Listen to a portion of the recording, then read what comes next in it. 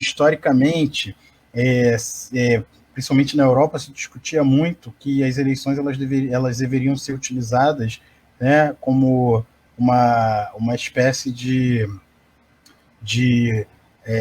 tática, e aí no início, né, e aí com o Capitalismo, Social-Democracia, o livro do Adam, esqueci sobre o nome dele, na verdade eu não sei falar sobre o nome dele, Przeworski, né, ele vai analisando como os partidos de esquerda eles vão se diluindo dentro dessas eleições, né, ao contrário deles conseguirem utilizar as eleições, acaba que as eleições utilizam os partidos de esquerda e para legitimar, inclusive, né, um sistema e um modelo de democracia, né, burguesa. Adam Przeworski, né, o nome dele.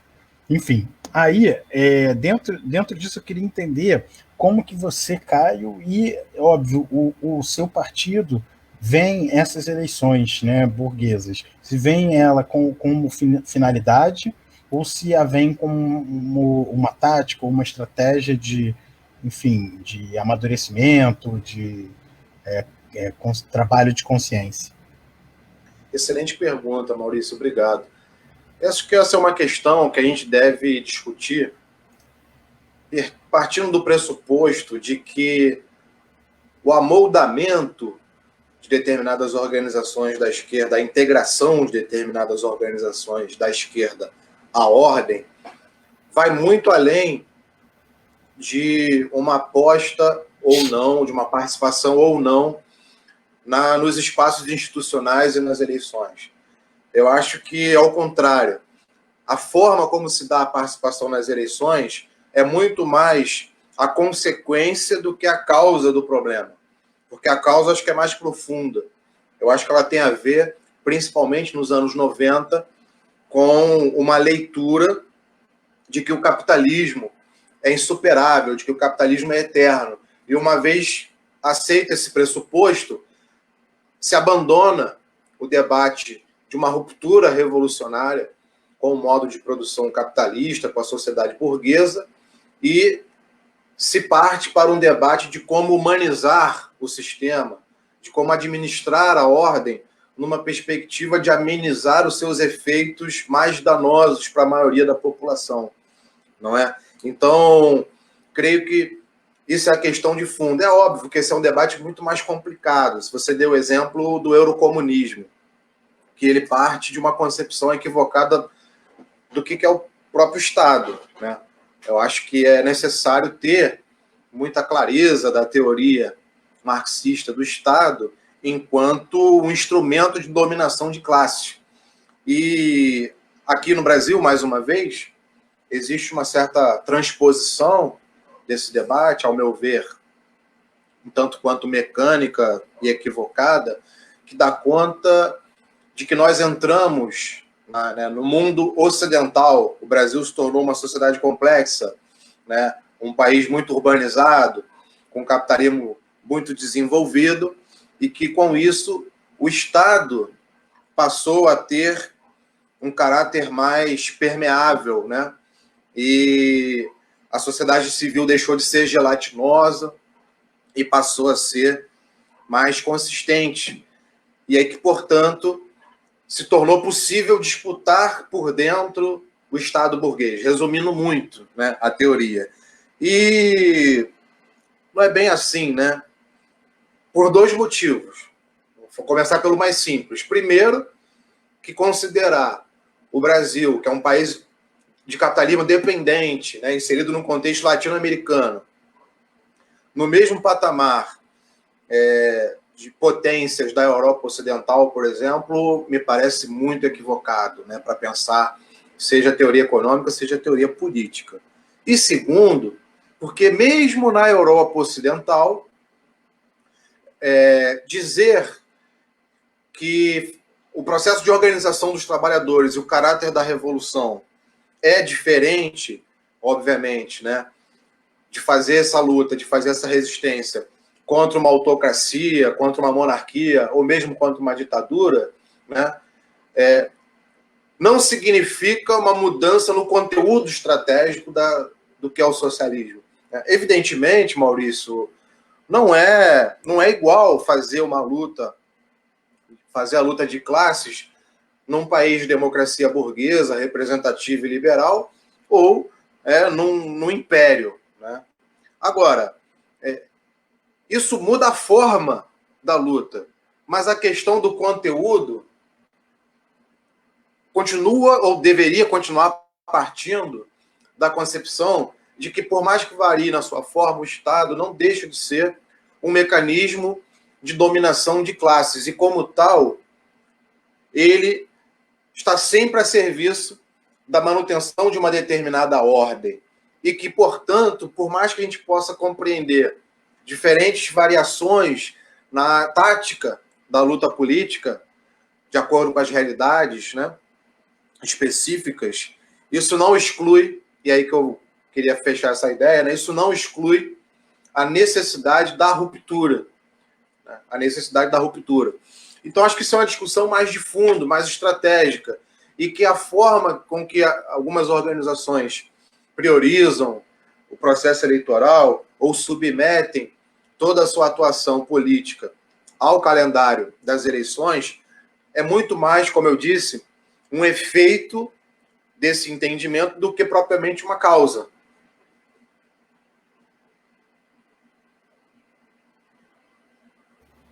Muito bom, Caio. E você começou falando que o capitalismo, que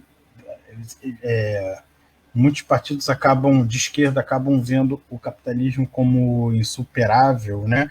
Eu não sei se é consciente, alguns e outros de forma inconsciente, porque não vão admitir ou se escondem, mas é interessante que a gente percebe isso, né? Independente do que vão dizer, a gente percebe isso numa análise materialista. Então, essa análise materialista, a gente acaba constatando que essa visão do capitalismo como insuperável, ela é histórica, anti-marxista e até anti-hegeliana, porque o Hegel, quando ele vê a burguesia, né, fora do poder e depois no poder, né, na figura do Napoleão, ele percebe, olha, tudo é história, então a burguesia também vai ser história, né, nesse sentido.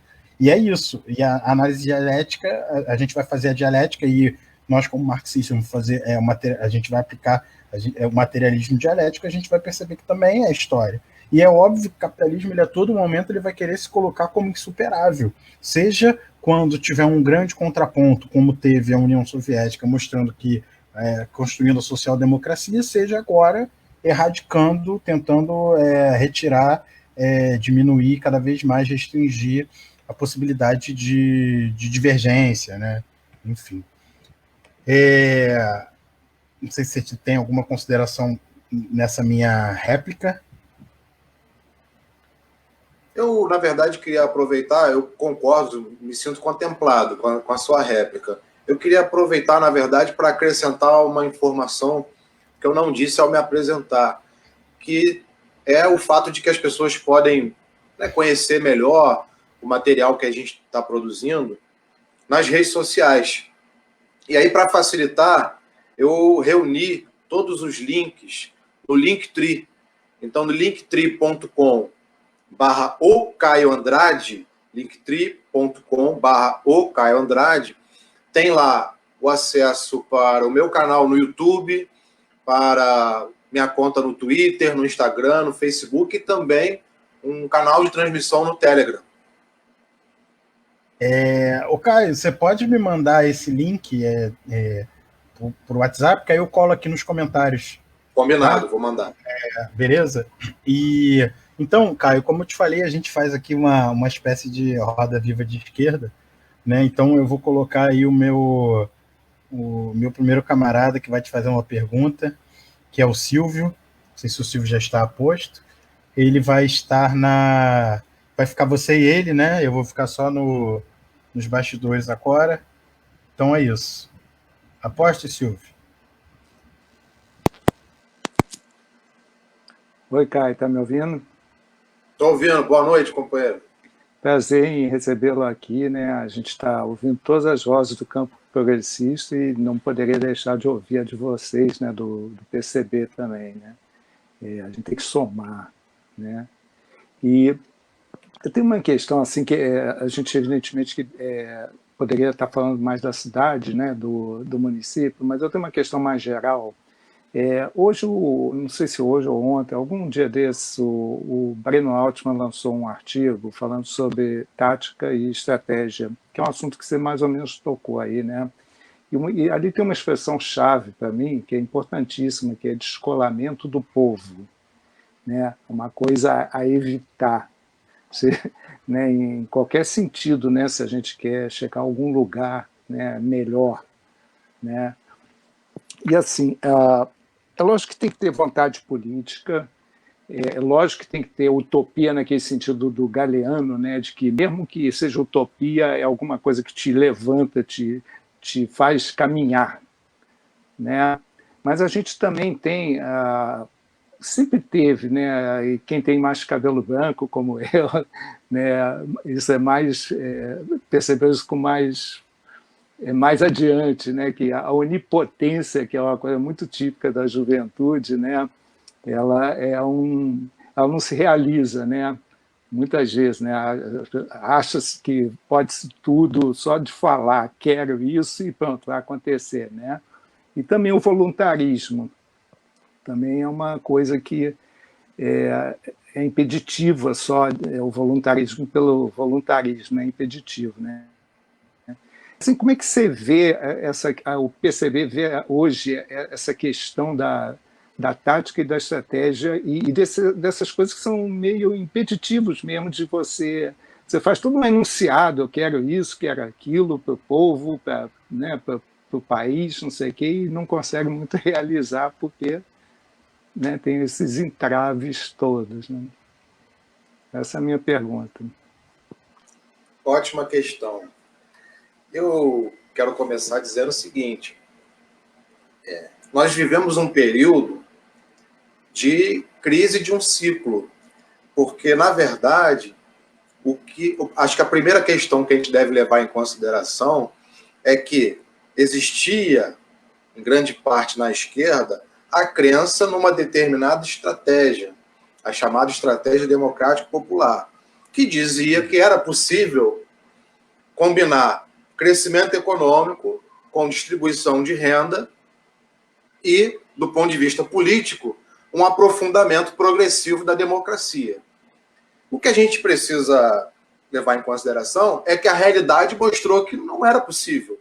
Tanto é que ocorreu um golpe em 2016 e nos chama de volta para a realidade. Então, creio que todos nós estamos sujeitos a determinadas utopias, mais ou menos radicais, né? No entanto, eu quero chamar a atenção para o fato de que a ideia de que é possível estabelecer a justiça social no Brasil sem romper com a estrutura econômica da sociedade brasileira é uma utopia. E a realidade mostrou isso, né? Com a cassação ilegal e ilegítima do mandato de Dilma e com a prisão, da mesma forma, ilegal do ex-presidente Lula, né? O porquê? Porque num país de capitalismo dependente como o nosso, só é possível manter a conciliação de classes em situações muito específicas e temporárias, como foi o período do governo Lula, que soube se aproveitar bem de uma conjuntura internacional favorável, né, de crescimento e de aumento das exportações da China, principalmente para a China, e soube, de alguma forma, trazer isso tanto para agradar, né, o setor do rentismo, que, como o próprio Lula dizia, lucrou como nunca antes na história desse país, os banqueiros, mas também trazendo avanços, ainda que pontuais, para a população mais pobre, né, nas políticas sociais, no acesso à universidade, né? Agora, o que é interessante é que, em poucos anos, todas essas políticas sociais foram eliminadas, porque não se traduziram em mudanças na estrutura, inclusive política e legal do país, né? Eram políticas de governo, não eram políticas de Estado, e, portanto, não entraram na Constituição. E a direita fez o contrário. Quando deu o golpe e assumiu o poder, a primeira coisa que fez foi começar a mudar a Constituição, com a reforma trabalhista, com a emenda constitucional do teto de gastos, né, que começou como PEC da morte, e hoje é essa tragédia que retira dinheiro da saúde, da educação, enquanto aumenta o orçamento do Ministério da Defesa. E agora, também, ano passado, a reforma da Previdência, né, que se em algum momento a esquerda ou, né, os comunistas chegarem ao poder, vai se deparar com não só políticas de governo que deixaram um legado aí negativo, né, uma herança maldita de Temer e Bolsonaro, mas sim políticas de Estado que entraram na Constituição, que, portanto, é muito mais difícil de alterar. Então, acho que o primeiro elemento é esse. O outro elemento é a própria utopia liberal, né? A utopia de que o capitalismo em si teria a capacidade de, junto com o desenvolvimento, o crescimento econômico, trazer uma maior consolidação da democracia no mundo como um todo, né? Através do mercado, né? Muito associada ao mercado, à democracia do mercado.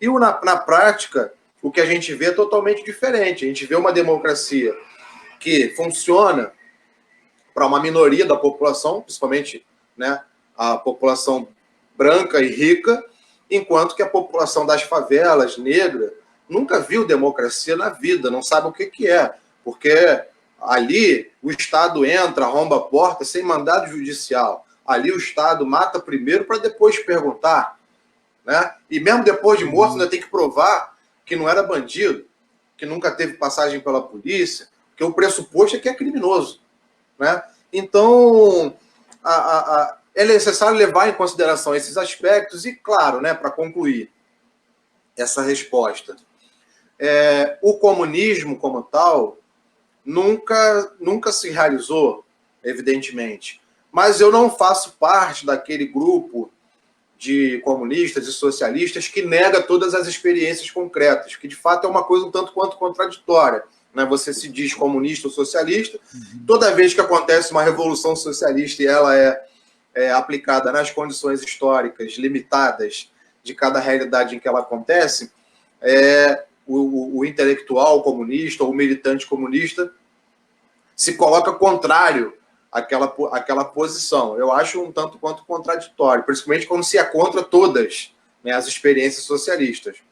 E eu, pelo contrário, eu vejo as experiências socialistas, é lógico, como experiências que têm muitos limites, que têm muitas contradições, mas que não são marcadas, essencialmente, por esses limites e por essas contradições, mas, ao contrário, são marcadas pelos seus avanços, né? Acho que os avanços das experiências socialistas são o aspecto a ser destacado, que é o que não interessa, né? Seja para os liberais, seja para a grande burguesia. E isso mostra, portanto, que é possível avançar dentro do quadro histórico, dentro da realidade imposta, né, com seus limites, com seus obstáculos, mas é possível avançar mais do que, por exemplo, nós, enquanto esquerda, conseguimos avançar no Brasil no último período, né?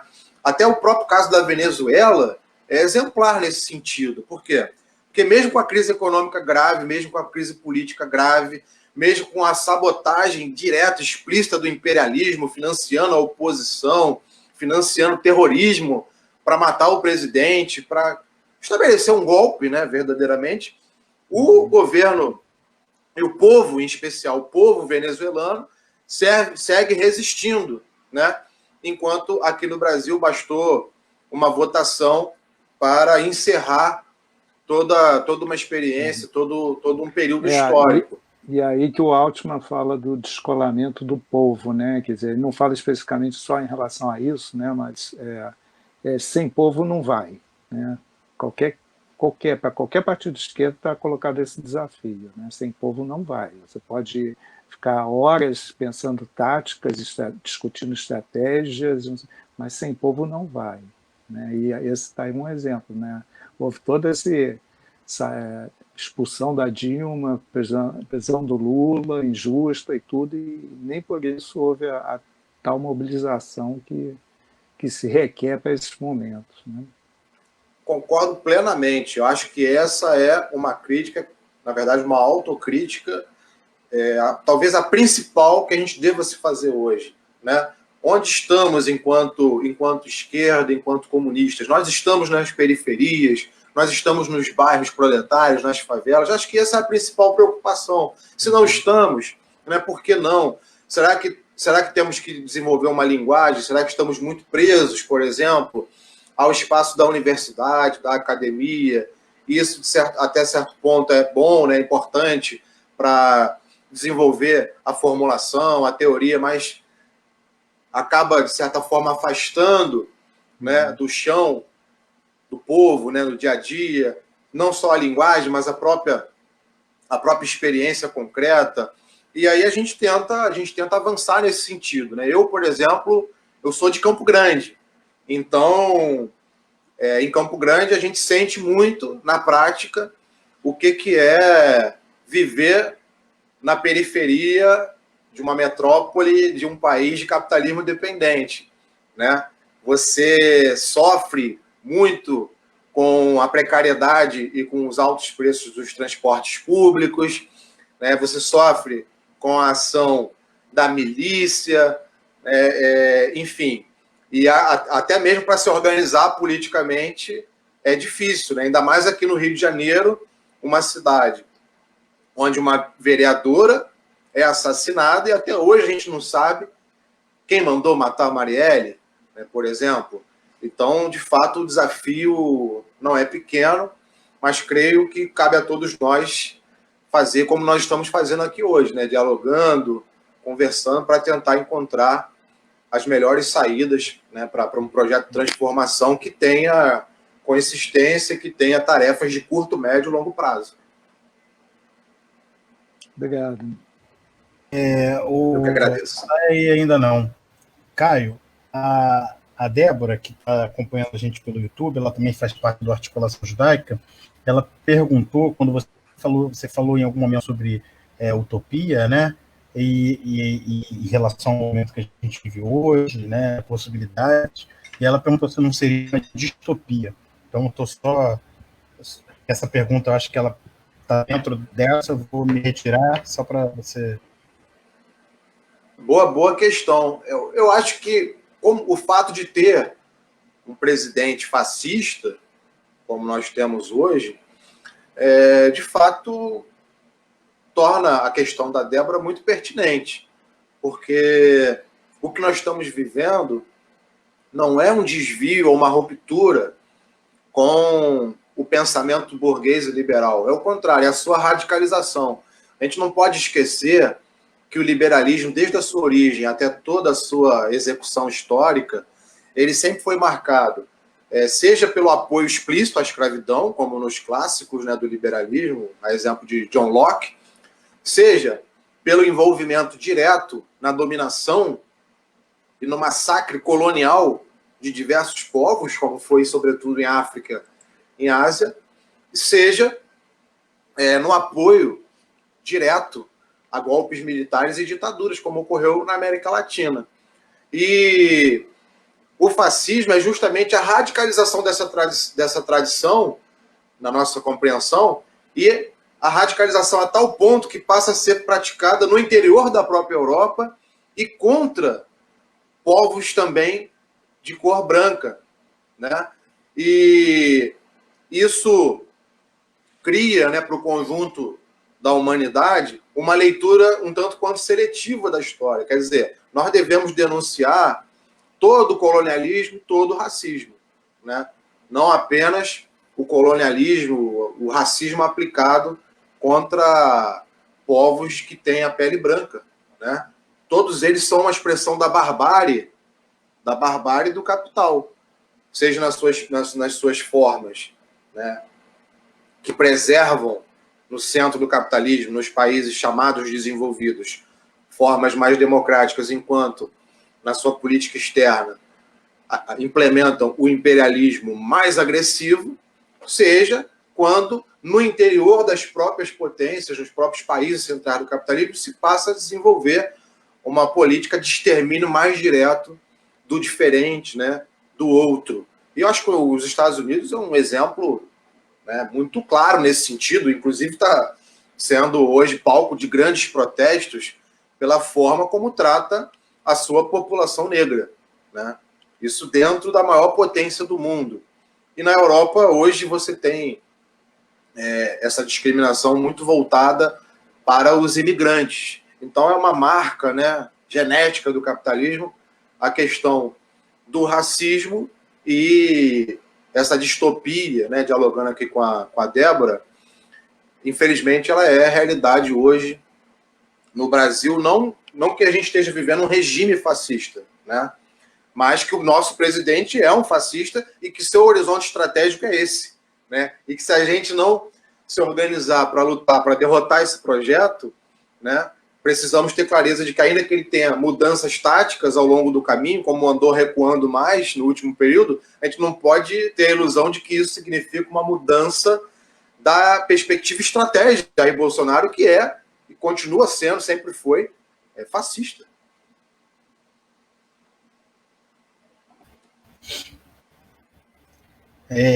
Caio, muito obrigado, né, por esse complemento.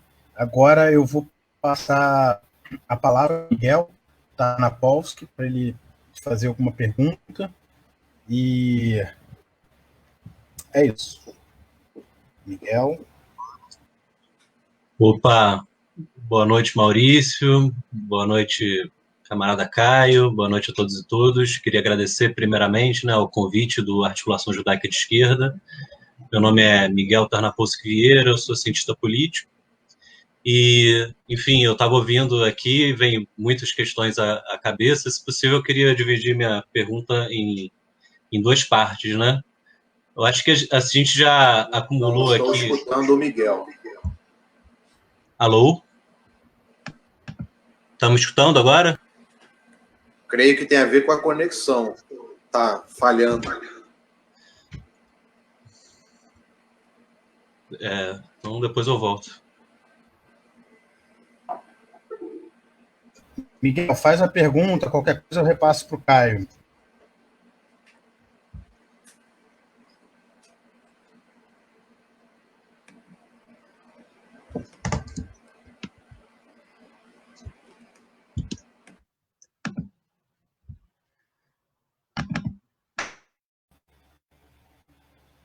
Miguel? E eu acho que eu vou inverter então aqui um pouco o Caio e vou... Oi, eu acho que o problema é da minha internet, né? Ah, é da sua? É porque eu tô ouvindo o Miguel. Eu estava ouvindo bem o Miguel. Eu não... Alô, vocês me ouvem? Vocês me ouvem? Agora estou ouvindo. Eu troquei aqui para a internet do meu celular. Boa noite a todos e todas. Primeiramente, agradecer aqui muito o convite da Articulação Judaica de Esquerda, né? Agradecer aqui a presença do camarada Caio, né? Pré-candidato pelo PCB, né? A vereança do Rio. Pré-candidato ainda. Pré-candidato, não falei pré? Falei pré. Falei pré. Pré, gente. Alô? E eu queria dividir... Meu nome é Miguel Tarnopolsky Vieira, né? Eu sou cientista político. Eu queria fazer uma pergunta assim, dividida em duas partes, não sei se são duas perguntas, enfim. Mas eu vou fazer aqui. Eu acho que a gente acumulou aqui um debate, né, que dentro dessa democracia liberal burguesa, né, não tem uma possibilidade, né, de dentro dela fazer uma mudança estrutural, né, no sistema capitalista. E também você colocou aí no final da sua fala também, muito acertadamente, perigos de retrocessos ainda maiores, né? Assim, sempre tem como piorar, né? Então, de ter ainda mais retrocessos em termos democráticos, né, do que a gente tem agora. Um exemplo disso é o projeto de lei, né, proibindo o comunismo equiparando ao nazismo, um verdadeiro absurdo, né? De um lado, a gente tem uma ideologia que prega a igualdade, a emancipação humana, de outro lado, a gente tem uma ideologia completamente oposta, né, que criou fábricas de matar gente, né? Eu acho que a gente está aqui numa live, né, um coletivo judaico, né? Isso é muito importante destacar o quanto absurdo isso é. E, enfim, aí trazendo aqui para a realidade, né? Como a construção de mandatos populares e mais especificamente um possível futuro mandato, né, do PCB, como a gente pode avançar na organização da classe trabalhadora, né, e no sentido de superar o capitalismo, sendo que a gente tem, dentro da democracia burguesa, esse entrave, né? A gente sabe que só um mandato, né, não muda, mas como pode contribuir, né, para a luta de classes e para a organização da classe trabalhadora? Eu queria fazer essa primeira parte, né, primeiro no amplo, né, e depois no mais específico, né, e depois completar com uma pergunta sobre a nossa realidade, né, porque eu acho que também você falou muito de trazer o debate para a realidade. Então, como a gente também, dialogando um pouco sobre a realidade que a gente vive, a gente pode avançar nesse debate. Tá certo. Miguel, acho que a sua questão é muito importante, porque ela me dá a oportunidade de, antes de mais nada, retomar aqui uma diferença do que é o debate especificamente eleitoral e do que é um debate político. Eu, esses dias, andei assistindo a entrevista do professor Milton Santos no Roda Viva, em 1997. Milton Santos, para quem não sabe, maior geógrafo do Brasil, chegou a vencer o prêmio Walter Lud, que corresponde ao Prêmio Nobel da Geografia, e um autor, né, com uma perspectiva teórica crítica à esquerda e que tem uma contribuição muito importante, né, para a geografia brasileira e mundial. Ali, naquela entrevista, Milton Santos chamava atenção para o seguinte, que os partidos brasileiros se acostumaram muito a fazer o debate e fazer a luta e fazer a organização eleitoral, mas que pouco se dedicaram ao debate propriamente político. E o que vem a ser a diferença? O debate político diz respeito, ele consiste num debate de projeto de sociedade, né? E não apenas, como num debate meramente eleitoral, a discussão sobre os candidatos, né, sobre como obter mais ou menos votos. Eu acho que é importante resgatar essa reflexão do Milton Santos, porque a bancada do Roda Viva questionou se ele aceitaria participar de qualquer governo, se ele aceitaria entrar na política. E a resposta que ele deu é o seguinte: na verdade, quem estava fazendo política era ele, porque ele estava discutindo o projeto de país, né? E talvez se ele abrisse mão de discutir projeto de país, ele estaria abrindo mão da política em nome apenas do aspecto eleitoral.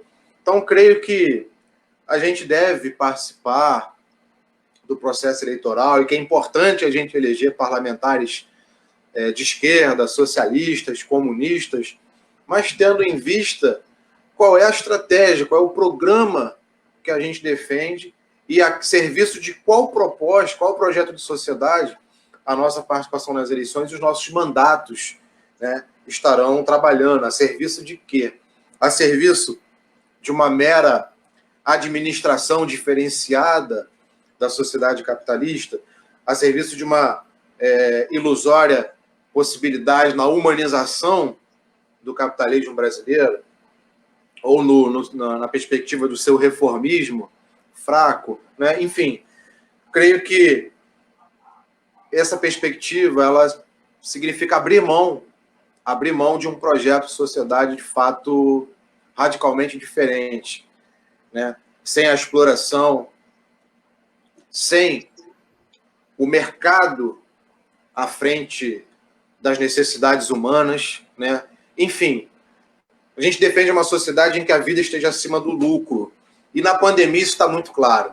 Na pandemia isso está muito claro porque basta você comparar o número de mortos entre os diferentes países e atestar que onde o mercado governa diretamente, né, onde o capitalismo é mais selvagem, onde a correlação de forças na luta de classes é mais desfavorável para os trabalhadores e os representantes políticos são representantes políticos diretos, escancaradamente a serviço do capital, o número de mortos é mais alto. Não é à toa que os grandes campeões de mortos no mundo são os Estados Unidos e Brasil. E não é à toa que países governados por comunistas, socialistas, têm desempenho muito melhor no combate à disseminação do coronavírus, né? Comparando com a própria situação da China, que é, né, uma economia planejada, você tem só o Rio de Janeiro, só o estado do Rio de Janeiro, tem 3 vezes mais o número de mortos de toda a China, né? A China tem 1 bilhão e 400 milhões de habitantes. Então isso deixa muito claro, isso na minha opinião, é uma prova cabal de como o poder do Estado está a serviço de determinadas classes sociais. E, né, nos países onde isso é mais explícito, onde isso é mais escancarado, as pessoas devem morrer em nome da economia. Quando, na verdade, a gente deveria estar discutindo como que a economia pode estar a serviço da nossa vida, dos nossos interesses, né? Isso para quem é minimamente humanista, não precisa nem ser comunista, como nós do PCB, para defender essa visão. Mas tem momentos em que defender o óbvio é revolucionário, né? Agora, respondendo mais diretamente a sua pergunta, eu acho que a gente precisa fazer a discussão política, eleitoral, relacionadas uma com a outra, e mostrar, por exemplo, que nós estamos querendo construir aqui no Rio de Janeiro uma pré-candidatura que em breve será uma candidatura a serviço da reorganização da classe trabalhadora, Miguel.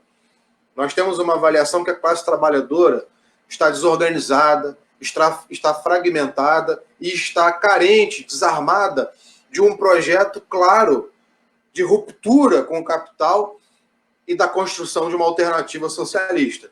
Então, a gente entende que a organização dos trabalhadores é o mais fundamental passo a ser dado no próximo período, né? Levando em consideração a necessidade de unificar os movimentos classistas que hoje estão dispersos em diversas centrais sindicais, por exemplo, a necessidade de criar uma frente de esquerda que tenha como base um programa mínimo, por exemplo, que defenda a anulação da emenda constitucional 95, da reforma da Previdência e da reforma trabalhista, né? Porque enquanto a gente aposta, enquanto parte da esquerda aposta que é possível esperar alguma coisa de uma aliança, por exemplo, com o Rodrigo Maia, o Rodrigo Maia vai lá no Roda Viva e diz o seguinte: eu não vejo motivo para defender e pautar o impeachment do presidente. Vejam, isso é um tapa violento no rosto de quem tinha alguma ilusão de que a burguesia brasileira não está disposta a tampar o nariz para a ignorância, para a estupidez de Jair Bolsonaro, em nome da manutenção e do aprofundamento dos seus dogmas macroeconômicos neoliberais. Muito obrigado pela resposta, Caio.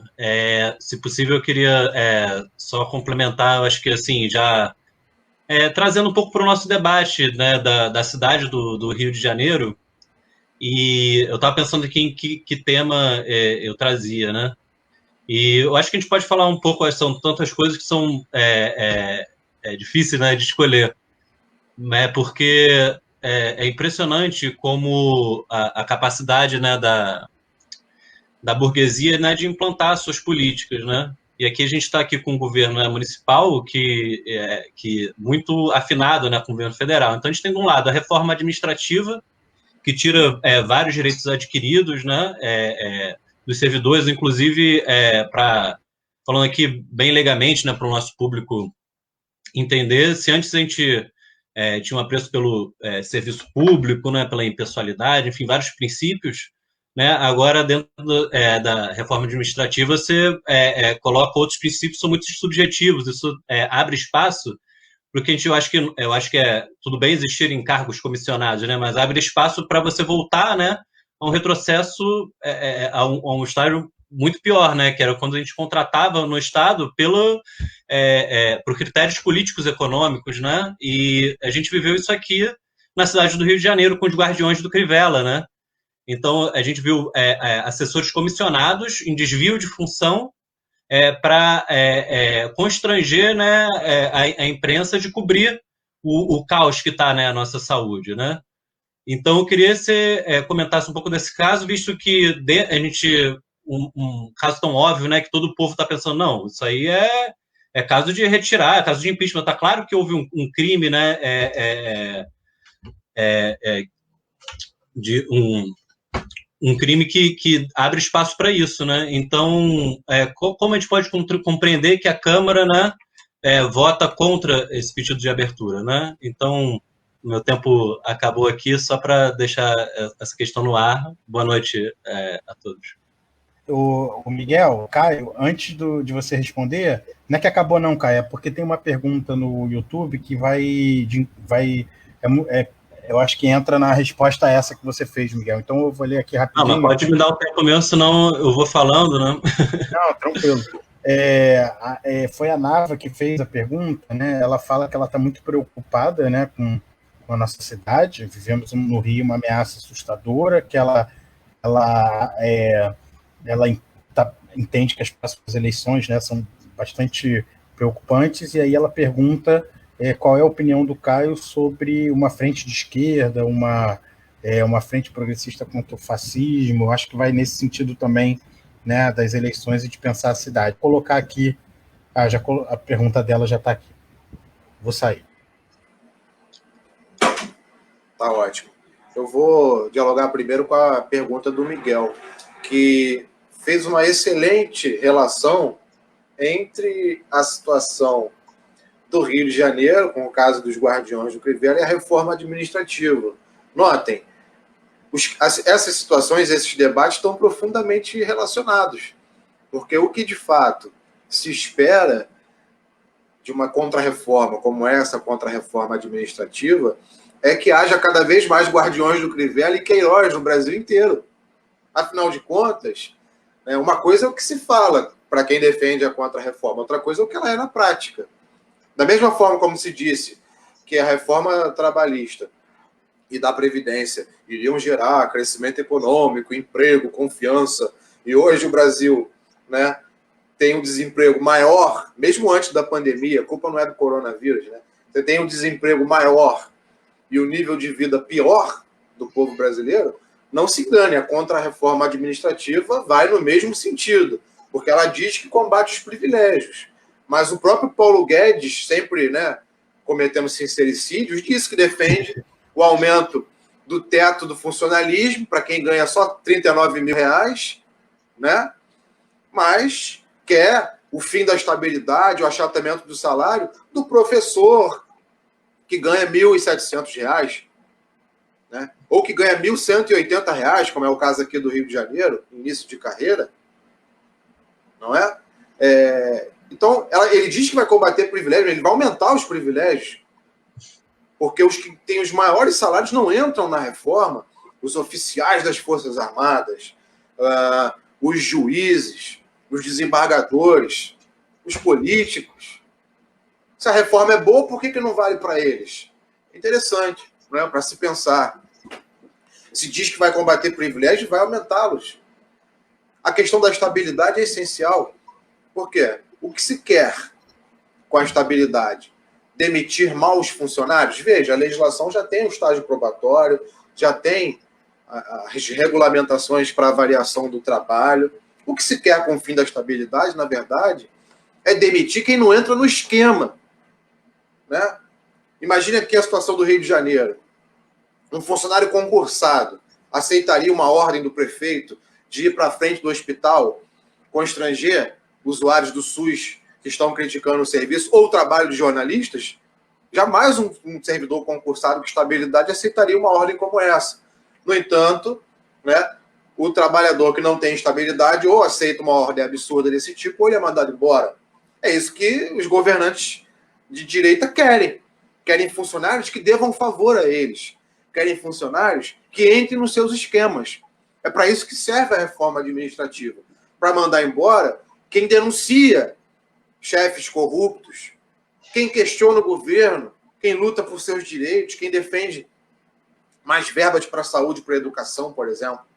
Na verdade, a saúde e a educação vão ser os principais afetados, né, por uma contra-reforma nesse sentido. E a Câmara do Rio de Janeiro, na votação que teve aqui, mais uma vez, negando o impeachment do Bispo Crivella, mostrou, né, mais uma vez, comprovou que é cúmplice desse prefeito criminoso. Afinal de contas, em 2018 rejeitou um processo, em 2019 rejeitou outro, e agora, pela terceira vez, já pode pedir música no Fantástico, né? De tanto passar pano para as falcatruas do Bispo Crivella na Prefeitura do Rio de Janeiro, né? E com os argumentos mais estapafúrdios, inclusive defendendo a atuação da Prefeitura no Rio em relação à pandemia, quando, na verdade, o Rio de Janeiro tem um dos maiores índices de letalidade do mundo pela Covid-19.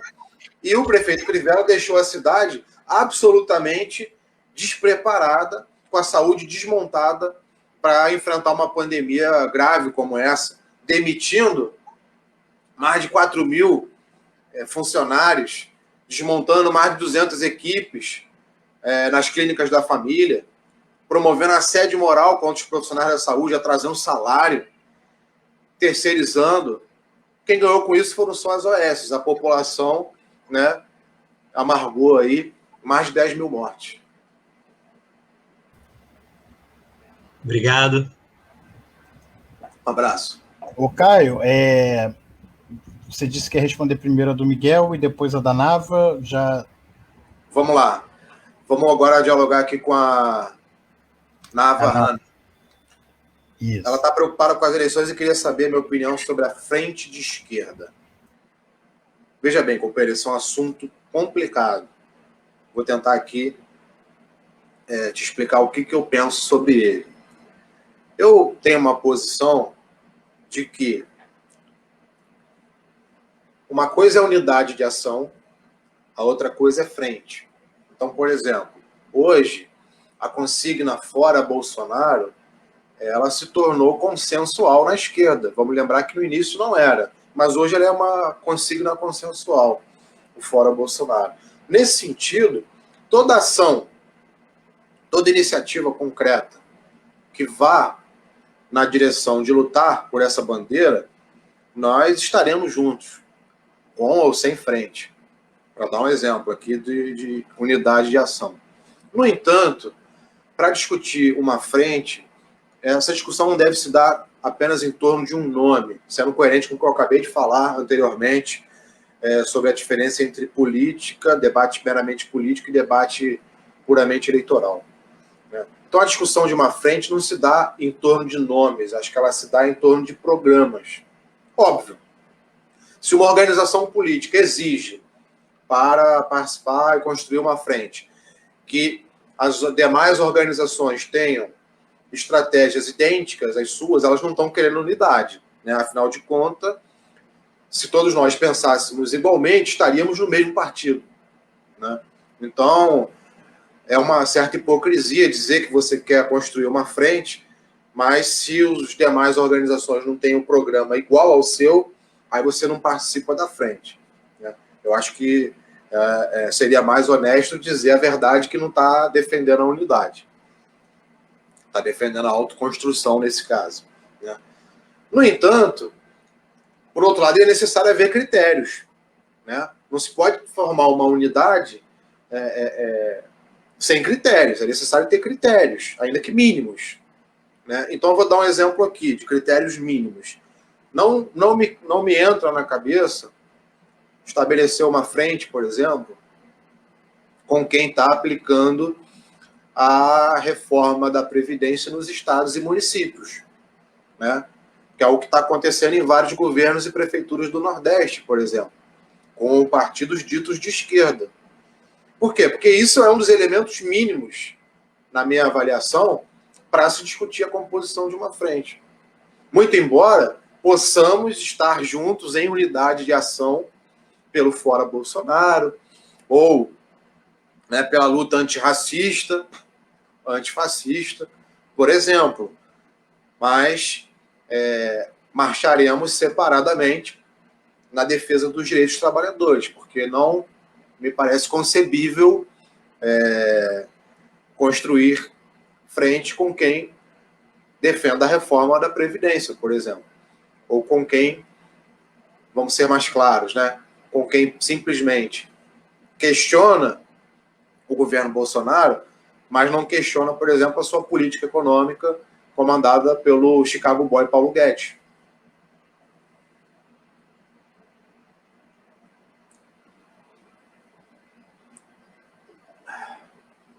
Obrigado, Caio. Eu vou agora passar a palavra para o Mauro Bandi, né, que também constrói o Articulação Judaica junto conosco e é presidente da ASA, né, a Associação Sholem Aleichem. Olá, tudo bom, Caio? Oi, Mauro, boa noite. Caio, eu queria fazer duas perguntas a você. A primeira, aproveitando o mote de uma pergunta feita pela Rose, nossa colega aqui da Articulação Judaica de Esquerda. Ela falou que o comunismo é coisa de adolescente do passado. Eu fui adolescente passado, então me sinto muita vontade de falar sobre isso. Caio, o que a gente pode falar sobre hoje? O que a gente pode falar sobre o comunismo? O que é o comunismo nos dias de hoje? A segunda pergunta. Eu tive a oportunidade de estar em 3 países da Europa no ano passado. Polônia, República Tcheca e Alemanha. E eu tive a oportunidade de conversar com um casal de agricultores da antiga Alemanha Oriental. E perguntei o que eles achavam do antigo regime comunista lá e hoje em dia da social-democracia alemã. Eles falaram, a gente não quer voltar no tempo não, a gente prefere o regime de hoje. Também falei com o diretor do Instituto Cervantes, Instituto Cultural da Espanha, na Cracóvia, na Polônia, e perguntei a ele o que ele achava da Polônia, aquela Polônia comunista e a Polônia hoje, da social-democracia. Ele falou para mim, Mauro, o pessoal prefere o regime de hoje. Como é que a gente pode, de primeiro lugar, entender o que seja comunismo nos dias de hoje e, na tua opinião, por que esses povos que viveram o comunismo não o desejam mais? Obrigado pelas perguntas. Vamos lá. O comunismo ele é muito distorcido, né, na opinião pública.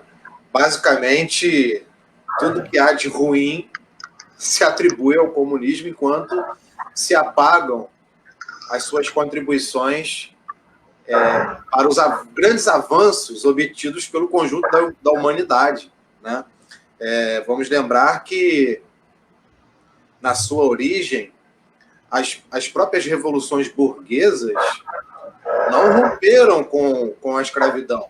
A Revolução Americana, por exemplo, no final do século XVIII, resultou numa independência dos Estados Unidos e que foi sucedida não pela uma diminuição do número de escravos, mas pelo aumento do número de escravos nos Estados Unidos, né? Associado a um crescimento econômico baseado nesse tipo de trabalho, né? Nesse tipo de regime. Então, a única vez que se questionou, de fato, esse tipo de exploração foi, primeiramente, com a Revolução Francesa. Não é à toa que a tradição liberal identifica na Revolução Francesa um desvio de rota, né? Um desvio de rota rumo ao que eles chamam de autoritarismo. Veja, mas para os liberais e para os capitalistas, todas as vezes que se questionam os seus privilégios, é autoritarismo. Na verdade, foi a Revolução Francesa que permitiu, por exemplo, né, o fim da política escravagista no Haiti, no atual Haiti, né, por exemplo. Né, e a Revolução Haitiana, liderada por Toussaint Louverture, que não é lembrado, né, é muito pouco lembrado, por exemplo. Né, isso foi com base na Revolução Francesa. Então, existe uma leitura, eu acho que a Hannah Arendt, ela deu uma contribuição grande para poder consolidar essa leitura como uma espécie de consenso ocidental e que atinge, inclusive, a esquerda, de que o fascismo e o comunismo são irmãos siameses, ambos totalitários. Né?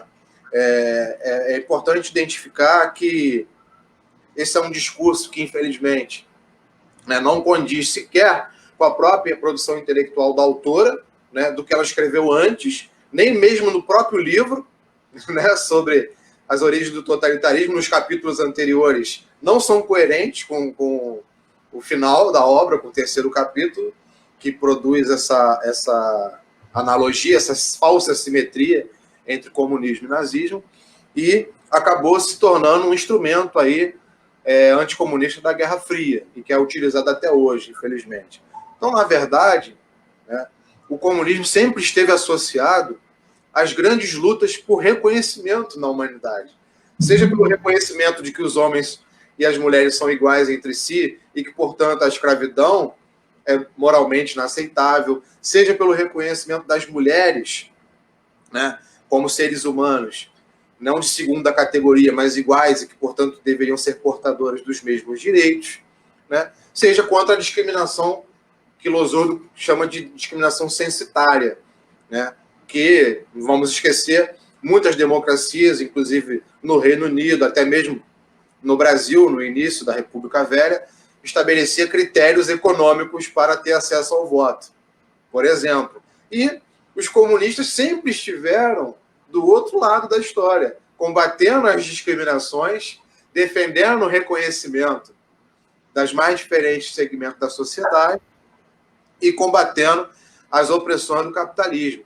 Então, se a gente tiver que resumir isso em menos palavras, eu diria que a melhor forma é resgatar as ideias do manifesto, do velho manifesto comunista, né? Que os comunistas são aqueles que estão participando, apoiando e, às vezes, liderando todo e qualquer movimento que contribua para organizar os trabalhadores no sentido de combater e superar a opressão da sociedade capitalista, resultando, com isso, né, numa sociedade não só politicamente mais justa, mas também economicamente mais justa. Porque, para nós, essa falsa dicotomia liberal entre igualdade e liberdade só serve para justificar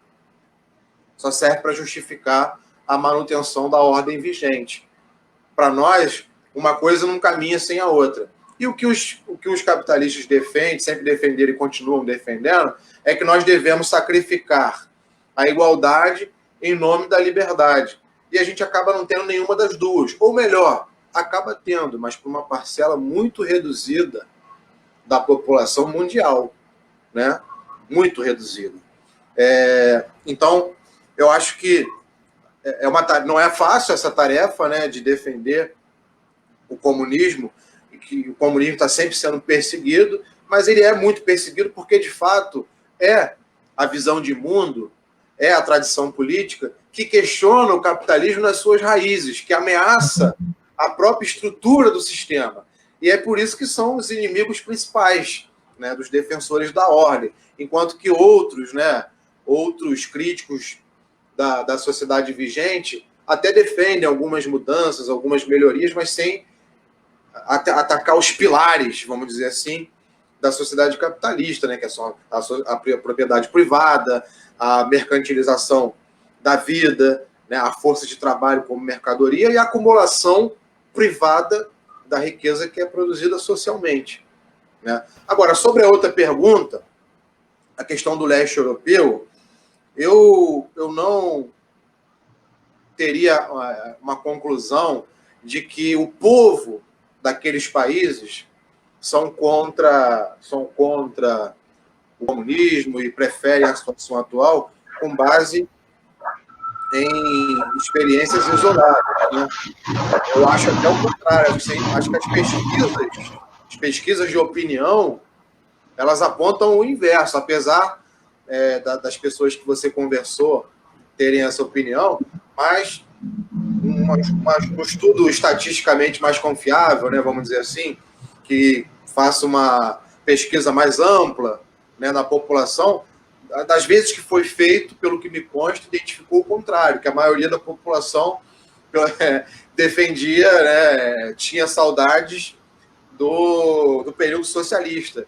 E aí, para dar um exemplo particular também, eu sou muito fã, não só no futebol, mas também na política, do grande craque Petkovic, né, que já deixou a Globo em saia justa várias vezes por causa desse assunto, né?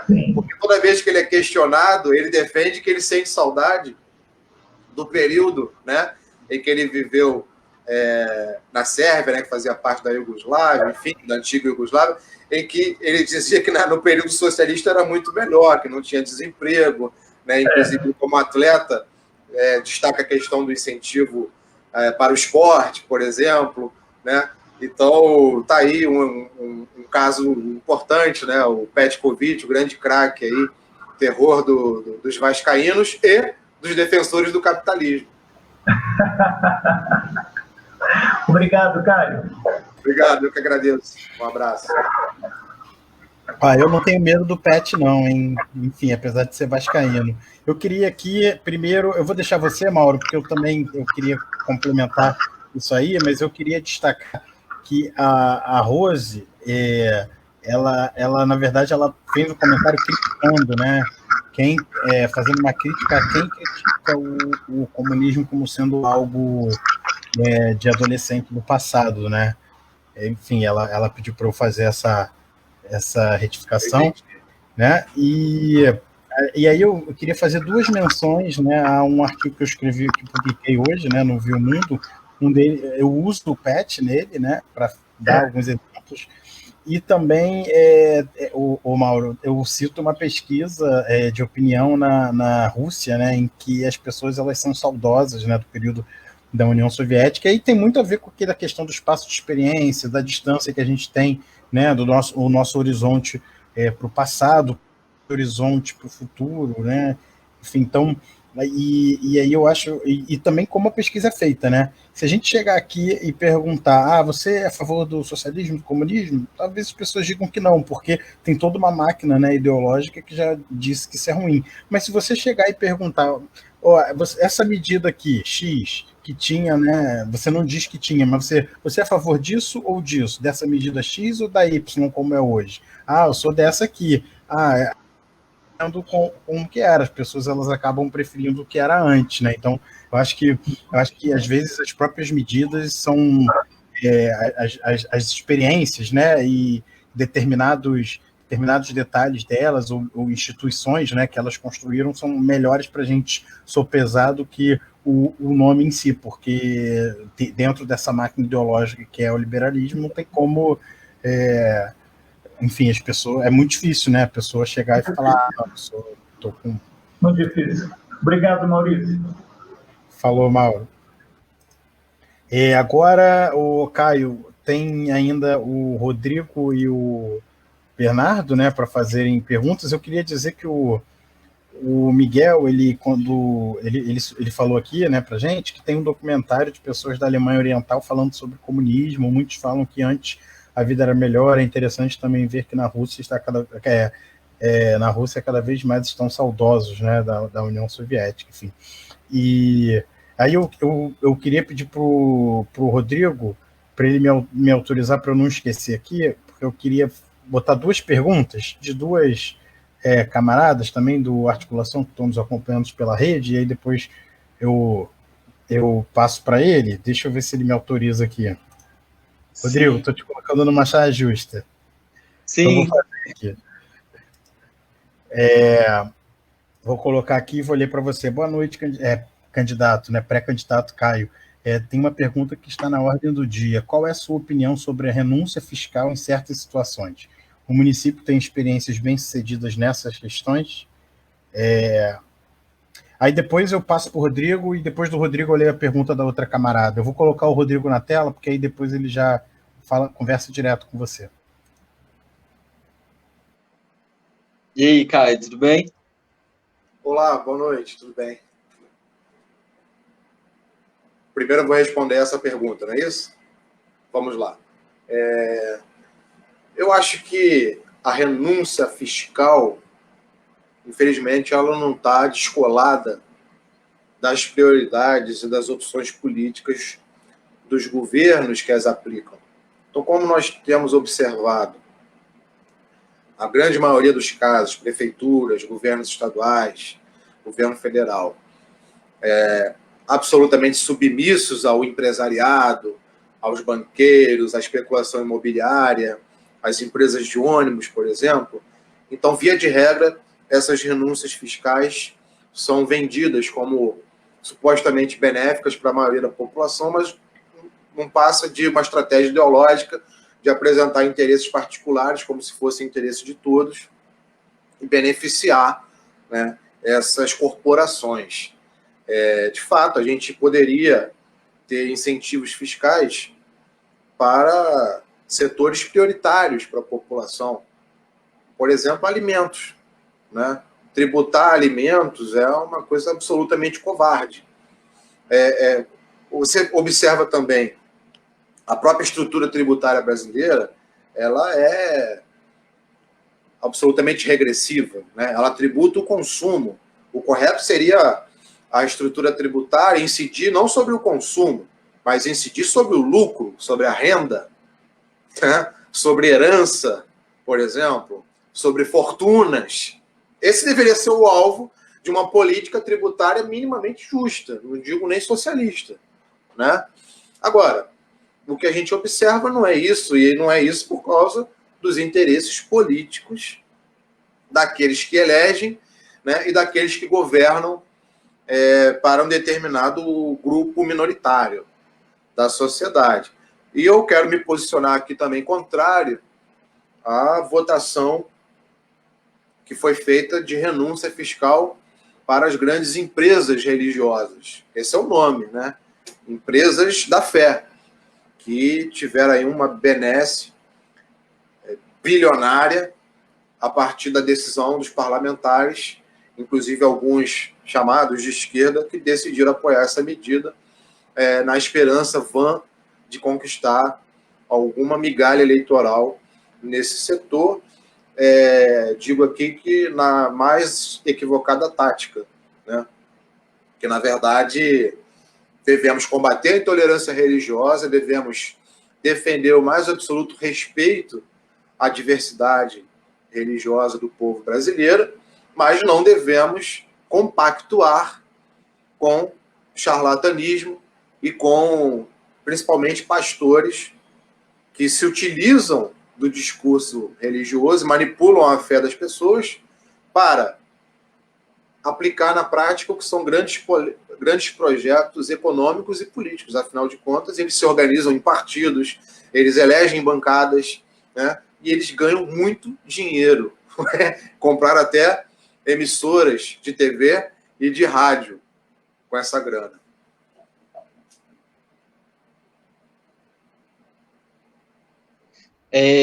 Caio, primeiramente, boa noite. Queria te agradecer muito por topar conversar com a Articulação Judaica. Nós somos um coletivo que está crescendo, assim, eu acho que muito em função do próprio bolsonarismo, né? Teve aquele evento dele na Hebraica, que é um clube importante judeu aqui do Rio de Janeiro, onde foi exatamente o evento onde ele fez a fala mais radical, né? Ele disse que os quilombolas não serviam nem para procriar, disse que os homossexuais tinham que se curvar à maioria. Ele ali radicalizou muito, e eu acho que a partir dali um setor da comunidade judaica vem se reorganizando, a gente faz parte desse esforço, e eu acho que está dando certo, a gente está conseguindo avançar e está atraindo cada vez mais gente. Então, muito obrigado por conversar com a gente. Uma das coisas que a gente tem muito cristalizado é que, além de judeu, nós somos principalmente trabalhadores, né? No nosso coletivo, nós não temos a presença de burgueses judeus, né? Não tem ninguém que é dono de grandes empresas, né? Somos todos judeus trabalhadores. Então, os temas que nos interessam quando a gente quer discutir agora, é o Rio de Janeiro, não é?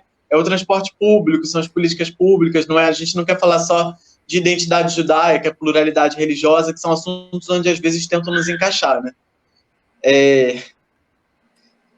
Enfim, aí isso tudo para dizer que eu gosto da polêmica. E aí eu vou te fazer duas perguntas que eu acho que tem a ver com polêmicas dos últimos dias. Uma delas é que Jones Manuel ganhou o Caetano Veloso para a esquerda aos 78 anos, né?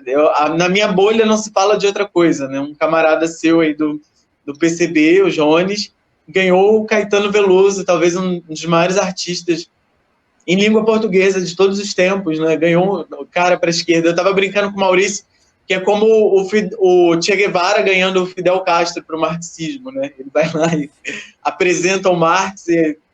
Eu fiz essa... Eu não sei se é para tanto, né? Acho que eu dei uma exagerada. Mas eu queria perguntar para você o seguinte: a gente está num momento em que a gente precisa retomar algum stalinismo, ou o que é stalinismo, por que esse assunto se tornou a principal polêmica depois do Caetano Veloso ter se tornado um crítico do liberalismo, né? Ele diz que rompeu com o liberalismo em seguida, pelo menos na minha bolha.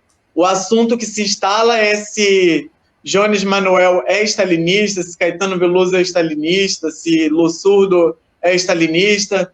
Muita gente dizendo que, então, se forem stalinistas, não servem. Aí queria perguntar a sua opinião sobre isso. Depois eu faço uma outra pergunta. Já falei pra caramba, queria perguntar a você. Olha, primeiro, parabéns pelo trabalho da AJE. Eu acho que foi importante você, mais uma vez, contextualizar isso. E eu quero dizer aqui que é uma iniciativa fundamental, né? Então, não preciso agradecer eu estar aqui, porque, na verdade, para mim é até uma honra poder participar dessa conversa aqui com vocês. Eu que agradeço o convite. Sobre a pergunta, é muito interessante, né? É um fato recente, né? Ocorreu semana passada. Para quem não acompanhou, tem a ver com uma entrevista que o Caetano Veloso concedeu ao Pedro Bial no programa da Globo, Conversa com Bial, e, na ocasião, eles discutiam sobre o filme, né, mais recente, que é Narciso em Férias, que conta a experiência do Caetano Veloso na prisão. Durante o filme, o Caetano Veloso faz uma declaração um tanto quanto anticomunista, né, que ele diz que não gostava das experiências socialistas, que eram autoritárias e tal. Agora, eu não acho que o Jones Manuel trouxe o Caetano Veloso para a esquerda, não. Porque eu acho que o Caetano Veloso já era de esquerda. Vamos lembrar, por exemplo, que ele fez campanha para o Marcelo Freixo para prefeito, né? Então, acho que o Caetano Veloso já era de esquerda. Só que eu acho que ele era um exemplo muito bom do que é uma esquerda liberal, né? Ou seja, defende conquistas democráticas, defende políticas sociais, mas dentro da ordem liberal burguesa, né? Compartilhando dos pressupostos liberais burgueses como pressupostos essenciais de uma visão de mundo, vamos dizer assim, né? E aí, o que a gente também poderia chamar de esquerda anticomunista, né? Que parece uma coisa, né, aparentemente é paradoxal, mas existe muito. No Brasil é muito forte, né? Aliás, é mais forte do que a esquerda comunista, né? Nós, comunistas, é que somos minoria ainda. De repente, com essa ajuda do Caetano Veloso, né, a gente começa a mudar esse quadro. Agora, o que o Caetano Veloso fala para o Bial nem perguntou. É interessante que o Bial não perguntou a ele sobre essa frase. Ele estava falando de outro assunto. Mas aí o Caetano Veloso, ao ouvir essa declaração que ele deu 2 anos atrás, ele faz questão de esclarecer que ele mudou de opinião. Ele leu 3 livros do Domênico Losurda, assistiu vídeos do canal do Jones Manuel. Quem está assistindo a gente aqui pode aproveitar para se inscrever lá também, né? E aquilo ali mudou a cabeça dele aos 78 anos. Não que ele tenha se tornado comunista, mas ele rompeu com o liberalismo. Acho que isso é o fundamental, né? E aí, olha que curioso. Em vez da esquerda aproveitar, né, para fazer a questão. Bom, o Caetano Veloso tem razão ao questionar o liberalismo, ao denunciar que o liberalismo na teoria é uma coisa, mas que na prática sempre esteve vinculado aos grandes crimes da humanidade, as ditaduras militares, o colonialismo em África, em Ásia, né? Ou autores liberais clássicos que defenderam explicitamente a escravidão, por exemplo. O Caetano Veloso está correto em falar isso? Esse é o debate que a esquerda deveria fazer. Não. A esquerda, grande parte, infelizmente, né, resolve atacar os comunistas e trazer para o debate uma coisa que nem foi citada, que foi o stalinismo, né? Não foi citado pelo Caetano Veloso na entrevista e nem é reivindicado pelo Jones Manuel. Né? Pelo contrário, o que nós reivindicamos é o caráter avançado do que foi a Revolução Russa e do que foi toda a experiência socialista no leste europeu, na União Soviética, com muito mais vitórias do que derrotas para a classe trabalhadora, com todas as contradições, com todos os erros que aconteceram, e a gente não se nega a discutir esses erros. Nós temos uma avaliação de que o mundo sem a União Soviética não é um mundo melhor do que era com a União Soviética. A União Soviética acabou em 1991. O mundo melhorou de lá para cá, morreu menos gente de fome, diminuiu o desemprego, diminuiu a desigualdade social. Pelo contrário. Pelo contrário. É engraçado que os capitalistas discutindo isso, às vezes eles se enrolam, né? Uma vez, o Rodrigo Amorim, naquele programa ridículo, Manhattan Connection, ele querendo desqualificar o socialismo, ele disse que em Cuba só 3 coisas funcionavam: a saúde, a educação e segurança. Vejam, isso é ele criticando. Cuba não, só tem 3 coisas que funcionam. Pergunta aqui no Brasil quais são os problemas, os grandes problemas do povo brasileiro. É muito possível que respondam justamente esses 3. Né? Então, eu acho... Caio, deixa eu só te interromper, porque eu queria retomar desse teu ponto e finalizar aquela minha pergunta. Porque você falou dos evangélicos, né? Você disse das empresas da fé. Eu, particularmente, tenho uma opinião um pouco diferente, né?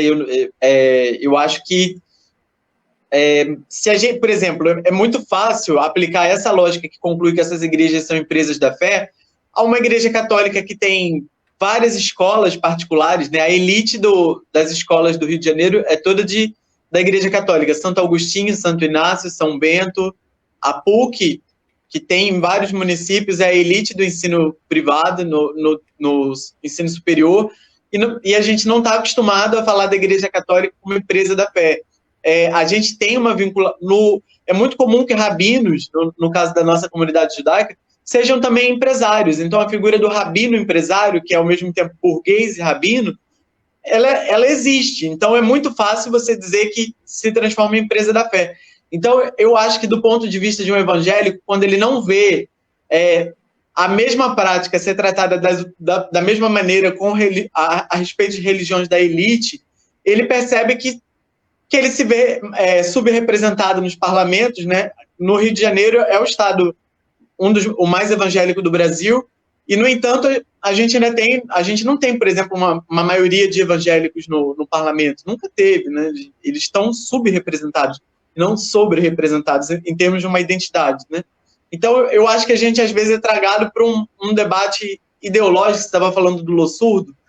Eu acho que a gente, às vezes, trava com os evangélicos um debate que fica muito no plano ideológico e esquece que eles são as vítimas principais da desigualdade aqui na cidade, né? Os mais pobres tendem a ser evangélicos, até porque não teve igrejas católicas nesse lugar. Aí, enfim, fiz esse raciocínio para te explicar meu ponto de vista, e aí eu queria te devolver perguntando o seguinte: como você acha que a gente ganha, então, esses evangélicos? Ter apostado, por exemplo, na taxação aí não era bem taxação, porque não era taxação das igrejas, era aplicar, reconhecer as multas, né? Reconhecer R$1 bilhão em multas sobre essas igrejas.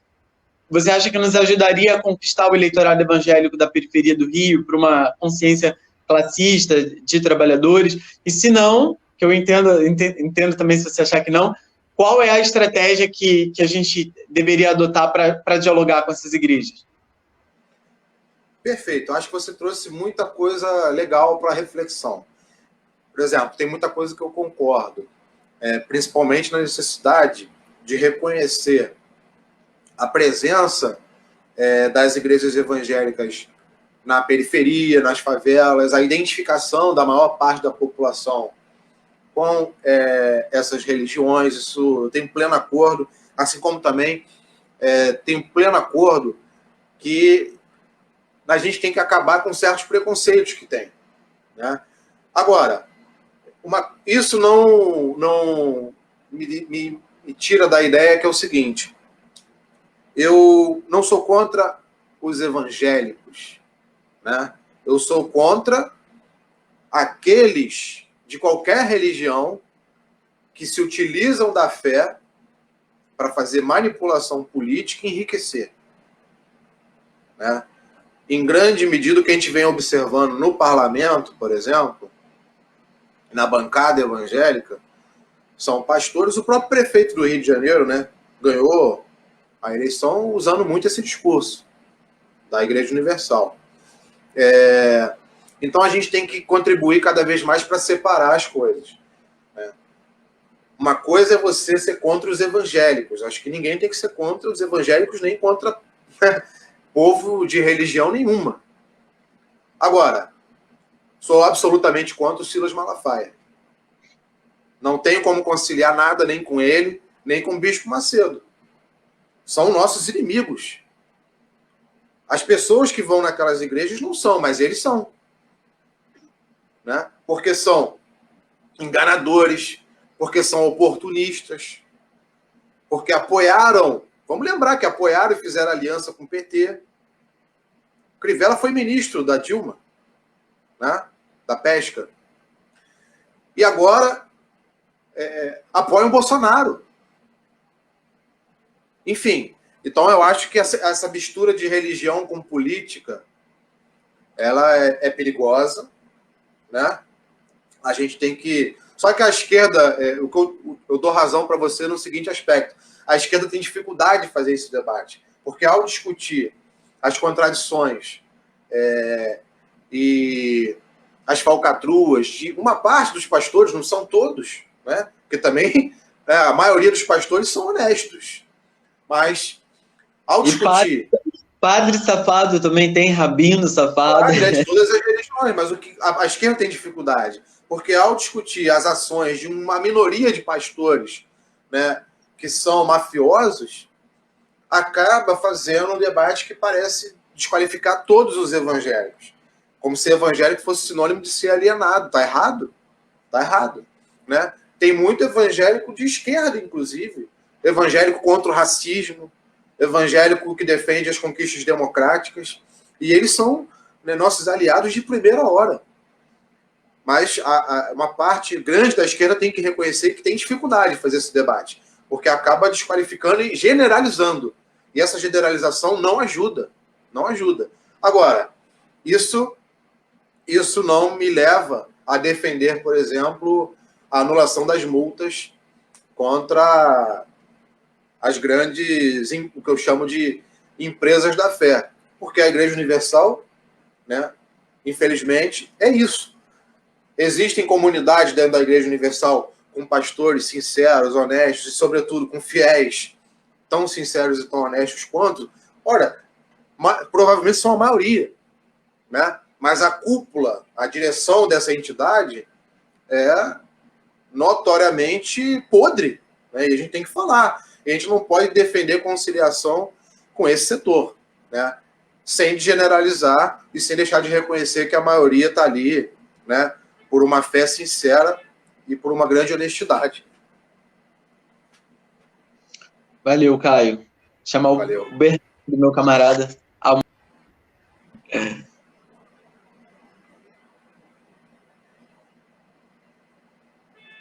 O microfone está desligado. Valeu, Caio. Antes de passar para o Bernardo, eu vou colocar a pergunta da nossa querida camarada Márcia. Eu também queria fazer umas observações sobre isso que você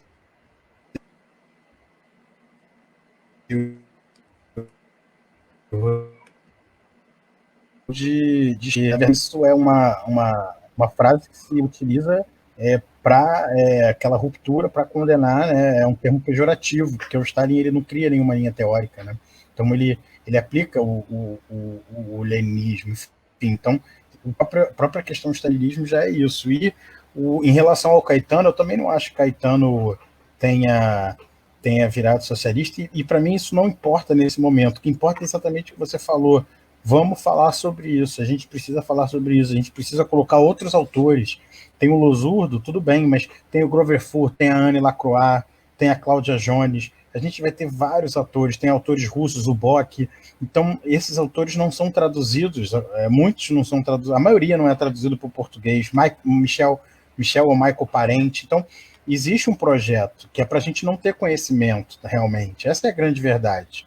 Né? E sobre a questão das igrejas, uma coisa, o Marx ele dizia que a religião é o ópio do povo, e aí a gente precisa entender que quando as pessoas, a massa ela vai para as igrejas, é porque a gente também está falhando em alguma coisa.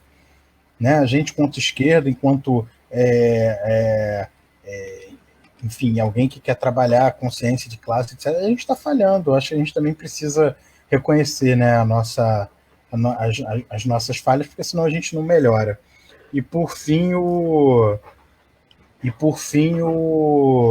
vocês falaram da igreja, né, do stalinismo, e tinha mais um ponto que eu tinha... então, é interessante também que o Caetano falou, mas quem recebeu as críticas todas e ataques foi o Jones, né? Eu acho que é importante lembrar, o que mostra, inclusive, que o Losurdo não virou marxista, porque se ele tivesse virado marxista, talvez ele também sofresse um pouco mais de ataque, mas o que eu vi foram muitos ataques, e também a Laura Sabino, né? Chegaram a chegaram a dizer, enfim, difamaram e caluniaram ela, que também trabalha com canal na internet, então vou aproveitar aqui para me solidarizar com os dois, né?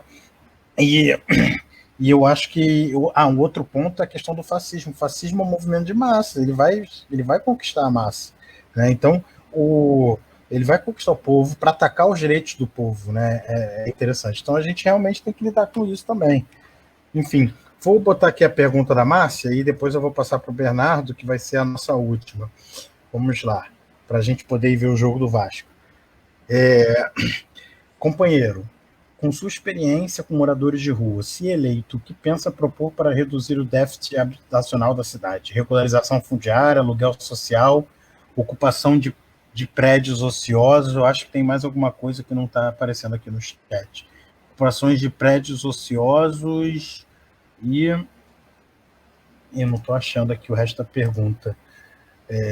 Ocupações de prédios ociosos, enfim.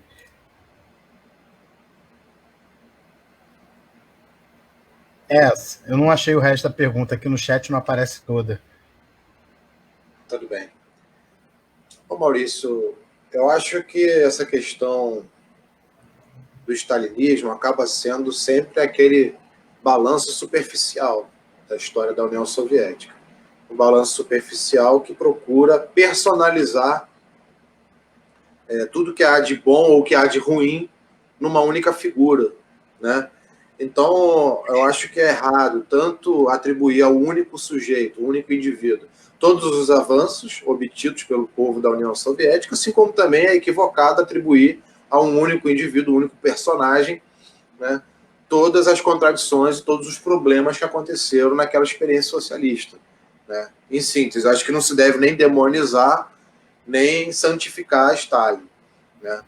E quem se preocupa muito com isso, principalmente em demonizar Stalin, é porque está preocupado, Maurício, na minha opinião, em ser aceito pelos liberais, o que é uma ilusão. Se você efetivamente for comunista, você nunca vai ser aceito pelos liberais. Né? A não ser que você de fato não esteja preocupado com a perspectiva revolucionária que diz defender. Mas quem está muito preocupado em fazer essas autocríticas, né, que às vezes viram autofobia, para parecer aceitáveis aos olhos liberais, a gente deveria estar preocupado, porque o que é a prioridade nossa? Discutir a reabilitação do stalinismo ou discutir a reabilitação do imperialismo, do colonialismo, do racismo, né? de todas as características históricas do liberalismo, do que ele foi na prática, né? Totalmente diferente do que os liberais dizem defender. Então, acho que são alguns debates, né, que precisam avançar muito ainda. Agora, evidentemente, né, até na terça-feira, o Jones Manuel participou de uma entrevista com o Leonardo Atush, na TV 247, em que o Atush pergunta, né, a posição do Jones sobre esse assunto, e ele deu alguns exemplos concretos de divergências que ele teve em relação às práticas realizadas durante o governo de Stalin. Quem tiver curioso e tal, eu recomendo até que assista essa entrevista. O título dela é Quem Tem Medo, do Jones Manuel. Bom, aqui tem a pergunta da Márcia sobre a questão urbana, pergunta fundamental, né? Infelizmente, o déficit habitacional no Rio de Janeiro, ele é um debate um tanto quanto mascarado. Por quê? Não é verdade que faltam casas. Infelizmente, você tem mais casas vazias do que famílias desabrigadas. Isso não é específico do Rio de Janeiro, isso é a estrutura urbana e habitacional do Brasil, é uma estrutura absolutamente desigual, excludente, e a própria Constituição fala em função social da propriedade, fala em Estatuto da Cidade e prevê brechas legais para a realização de uma reforma urbana.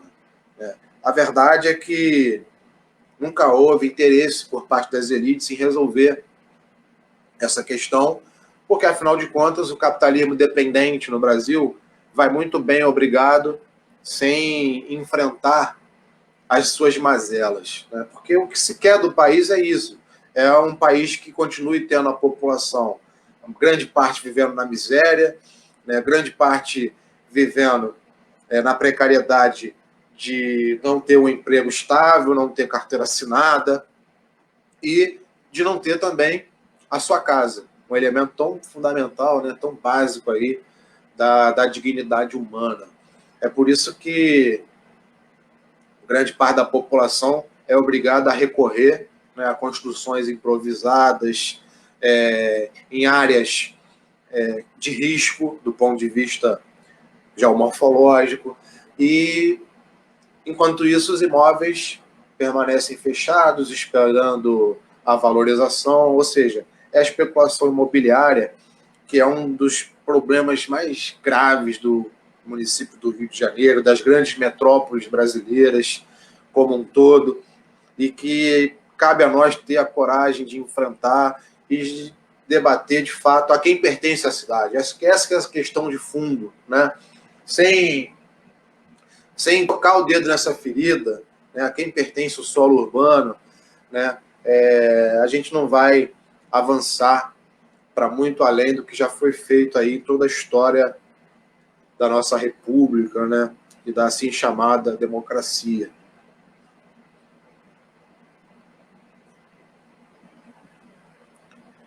Maurício? Tô aqui, minha internet falhou um pouquinho. Eu vou passar agora para o Bernardo e vou colocar também na tela a pergunta da Fernanda, porque a gente já vai caminhar para o final, e aí, se puder, você responder a pergunta tanto do Bernardo quanto da Fernanda. Bernardo, está pronto? Pronto, Bernardo? Sim, perfeito. Bom, boa noite, deixa eu só... boa noite, Caio Andrade, é um prazer, né, tê-lo aqui conosco, né, na Articulação Judaica de Esquerda, e eu gostaria, esse tema, não é todo dia que nós temos um candidato comunista aqui entre nós, então é uma oportunidade para nós discutirmos esse tema, né, e ele nunca se esgota, é um tema muito, muito da nossa época. Eu particularmente tive a oportunidade de passar pela Hungria, pela Tchecoslováquia, antes da queda do muro, e na Alemanha Oriental, pós-muro, e na Rússia também, tenho parentes que vieram da Moldávia, ainda quando era uma ex-república da União Soviética, tal, e realmente uma questão que pegava muito para todos, né? Era a questão, inclusive alguns colocavam assim, que preferiam a liberdade à igualdade. Questionamentos, né? Enfim. E uma questão assim que eu acho que é muito importante é que nós todos temos em comum, né? Nós somos anticapitalistas, nós todos queremos justiça social, liberdade, igualdade, que não haja exploração do homem pelo homem. Isso tudo nos coloca no mesmo campo, sem dúvida nenhuma. E até a década de 50, 60, estávamos toda a esquerda estava no mesmo barco, que era o barco do Partido Comunista Brasileiro. A esquerda brasileira, integralmente, sem exceção, só existia dentro do Partido Comunista Brasileiro. Hoje, nós vemos uma fragmentação de todo esse campo da esquerda em diversos partidos, inclusive o Partido Comunista Brasileiro. Temos várias correntes, e uma das causas, na minha opinião, desse ressurgimento dessa direita é que nós hoje não temos aquela contrapartida, aquela resposta a essa amplitude da força do capitalismo que ele adquiriu, inclusive pós a queda da União Soviética. Lá, só para lembrar, lá eles defendem muito o nacionalismo, né? Esse tópico é um tópico muito importante. Eles ainda estão lutando contra o imperialismo, mesmo no campo capitalista, eles ainda estão lutando contra o imperialismo norte-americano, que é raivoso e cruel. Muito bem. Eu sou do Partido dos Trabalhadores e posso dizer que o Partido dos Trabalhadores também tem correntes que também têm essa proposta, mas evita esse tipo de discussão porque ela é polêmica e não é fácil. Então, o que eu queria trazer para você seria a pergunta, né? Mais objetivamente, sei que não vai se esgotar em pouco tempo, o que é o comunismo hoje, no século XXI, né? Como é que a gente traduziria isso, o que estava colocado lá anteriormente, né, do que seria essa apropriação coletiva dos bens de produção, né, a cada um de acordo com a sua possibilidade e de acordo com as suas necessidades.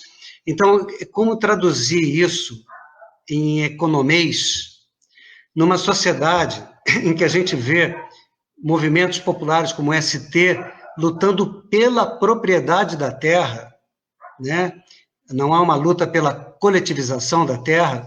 Como que a gente vê isso numa sociedade altamente uberizada, digamos assim, numa sociedade que muitas vezes os países são prestadores de serviço, na sua grande maioria? O que é essa coletivização dos bens de produção, se é que é isso o comunismo hoje, né? O que seria o comunismo no século XXI? Ótima questão, Caio, Bernardo. Antes de responder a do Bernardo, quer dizer, responde a do Bernardo, depois lê essa aqui da Fernanda, para depois a gente botar todo mundo na tela e encerrar. Tá legal. Sem dúvida, a questão do Bernardo foi a mais complexa de todas, né? A gente precisaria fazer uma outra live só para nos debruçarmos sobre esse assunto. No entanto, a título aí introdutório, eu poderia dizer o seguinte, né? O socialismo e o comunismo como um todo carecem de uma teoria mais clara da transição. Marx e Engels não tiveram tempo de resolver esse problema teórico em vida, né? E nem tiveram oportunidade de acompanhar, enquanto estiveram vivos, as grandes experiências de tomada do poder pelos trabalhadores. Aproximadamente, o que eles chegaram mais próximo de ver isso foi a Comuna de Paris, no final do século XIX, mas que durou poucos meses, aquela experiência. E aí cabe a nós essa tarefa, né, de formular E essa é uma tarefa muito difícil. Por quê? Porque você tem dois riscos. Tem vários riscos, né? Mas eu vou destacar aqui dois grandes que me vêm à cabeça mais imediatamente. Um risco que é de, ao procurar pretensamente avançar para além do que já há de acumulado na tradição marxista, retroagir a teses do século XIX, que pensando inovar, na verdade estão retrocedendo aí no nível do socialismo utópico, né? Ou do socialismo burguês. Só vou dar uma dica aqui, que né, a gente já está no final da live, não dá para aprofundar, mas o professor Rodrigo Castelo tem um livro essencial sobre isso, que é a tese de doutorado dele, o Social Liberalismo, pela editora Expressão Popular, e ele dá um verdadeiro curso sobre esse assunto. Eu recomendo aqui a todos e todas que tiveram a oportunidade de ler. Mas existe um risco também, Bernardo, o contrário, que é num excesso de apego às teorias, aos clássicos, né, abrir mão da tarefa dos revolucionários, que é a tarefa de aplicar o método de Marx e Engels às diferentes formações econômico-sociais. Né? Então, por outro lado, pensar que naquela produção teórica já tem todas as respostas, né, e que basta aplicá-las mecanicamente nas mais diferentes realidades nacionais do mundo, né, é um erro tão grave quanto achar que está inovando e não ir além do que já foi acumulado pela classe trabalhadora. Então, dito isso, né, o comunismo no século XXI, né, ele depende muito de onde você está falando. É lógico que o comunismo, né, e o socialismo na Alemanha, nos Estados Unidos, não tem como ser, pelo menos no primeiro momento, idêntico a uma experiência de transição no Brasil, na Bolívia ou no Zimbábue. Né? Eu estou muito convencido disso. Então, trazendo um pouco para a nossa realidade, que é a realidade brasileira, eu diria que, até dialogando com o exemplo do MST, né, que luta pela reforma agrária, eu diria que as tarefas democráticas, como é a reforma agrária, né, que é de democratização da propriedade da terra e não do fim da propriedade da terra, eu diria que tarefas dessa natureza, né, como a própria reforma urbana, que eu discuti no bloco anterior, só podem ser alcançadas com a tomada do poder pelos trabalhadores. Então, acho que o primeiro pilar dessa discussão tem que ser o pilar de que o socialismo é, antes de tudo, a tomada do poder pelos trabalhadores. O tipo de tarefa que vai ser realizado depende da realidade econômica e social. No caso do Brasil, é necessária a reforma agrária, né? Mas ela não foi realizada pela burguesia. Ela só poderá ser realizada, né, com a tomada do poder pelos trabalhadores. O que não vai ser idêntico a um projeto socialista num país onde já houve reforma agrária, por exemplo. Né? Então, as chamadas tarefas em atraso são tarefas que ficaram para trás e só podem ser resolvidas, na nossa avaliação, nos marcos da superação do capitalismo. Por quê? Porque o problema do Brasil não é a ausência de capitalismo, como alguns pensam, né? Mas é justamente resultado do tipo de capitalismo que se desenvolveu aqui, periférico e dependente, e que, como tal, conformou uma burguesia coerente com essa estrutura econômica. Então, a burguesia brasileira, as classes dominantes no Brasil, são uma burguesia, uma classe dominante, que conseguem enriquecer e manter seus privilégios, não apesar do Brasil ser um país dependente e periférico, mas justamente por isso, né? Porque a estrutura econômica do Brasil excludente, altamente injusta, né? E que não consegue conviver nem com uma experiência reformista, como a gente observou em função do golpe de 2016 e da prisão do ex-presidente Lula, né, revela o quê? Que os problemas fundamentais da sociedade brasileira só podem ser resolvidos nos marcos da superação da estrutura vigente. A gente está muito convencido disso. Agora, interpretações mecânicas do socialismo, imitação de experiências do passado e transposição para realidades distintas não devem estar nos horizontes dos verdadeiros revolucionários. Os verdadeiros revolucionários devem manter a ortodoxia no método de Marx, mas devem ser profundamente heterodoxos ao analisar as suas realidades específicas e ao decifrar as tarefas colocadas por essas realidades. E ainda tem um elemento, para concluir, Bernardo, ainda tem um elemento importante também a ser colocado, que é a questão da globalização, né? Você achar hoje que é possível nesse mundo globalizado que nós vivemos, né, da globalização do capital, evidentemente, que é possível fazer qualquer tipo de projeto de transformação revolucionária, né, se isolando do restante do mundo, me parece, no mínimo, equivocado, né? Então, dentro das experiências ditas socialistas ou realmente socialistas, dependendo da opinião de cada um, que existem hoje no mundo, eu acho que tem uma série de aprendizados, uma série de lições que a gente pode tirar, né? Não para copiar para a realidade brasileira, mas para pensar o que é o socialismo num país dependente como o nosso, em que o atraso tecnológico condiz com o caráter subordinado que o Brasil ocupa, por exemplo, na divisão internacional do trabalho, em que a estrutura agrária brasileira, e agora com o aumento do preço do arroz, é uma oportunidade importante para discutir isso, né? É uma estrutura agrária ainda de traços coloniais, que prioriza a exportação. Aumentou 93% a exportação de arroz em agosto e agora a população aqui não consegue comprar, né? Por quê? Porque o Brasil só vai romper com esse atraso, com esse caráter, né, dependente da nossa economia, com a tomada do poder pelos trabalhadores. Agora, o que os trabalhadores devem fazer ao tomar o poder, insisto, não é igual no Brasil, no Japão, na Alemanha, né, ou nos Estados Unidos.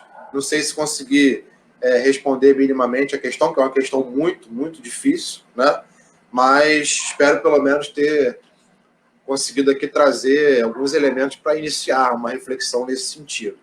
Eu vi também que teve uma pergunta sobre a educação, e aí, Maurício, deixa eu ver aqui, acho que foi da Fernanda, né? Ela quer saber sobre projetos populares de educação. Diga.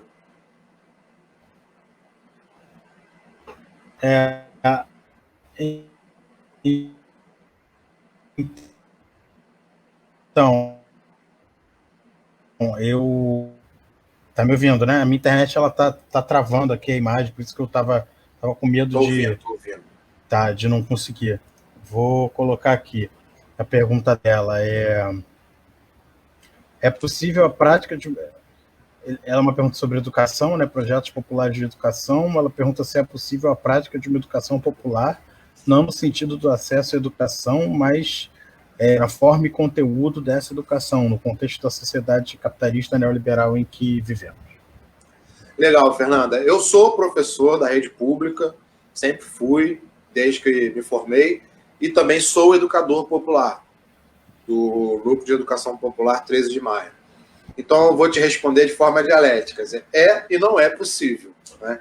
É possível na medida em que, enquanto profissionais de educação, críticos de esquerda, socialistas, marxistas, nós não podemos nos limitar a reproduzir as práticas dominantes no interior das escolas, né? Uma educação racista, machista, homofóbica, uma educação que naturaliza o capitalismo como um sistema eterno e insuperável, né? Então, uma educação autoritária, né? não cabe a nós reproduzirmos isso.